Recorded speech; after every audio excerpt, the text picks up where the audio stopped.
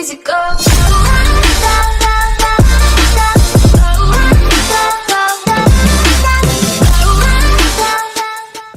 Hey guys, welcome back to Airsoft Almanac. In this video, I have an unboxing from Evike. I know what's in it, you guys don't. Let's see what's in. I got this from Evike.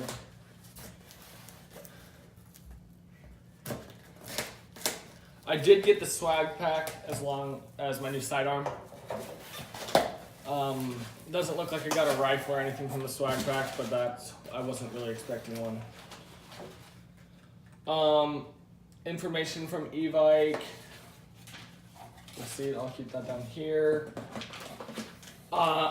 This right here, this is a extended 27 round clip for the Elite Force 1911 Tactical. So now you know what gun I got.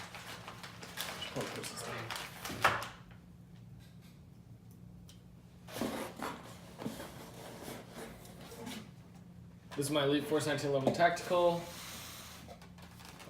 I'll do an unboxing video.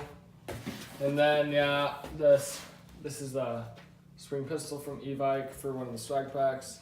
And then there should be let me open it. Oh, there's tape.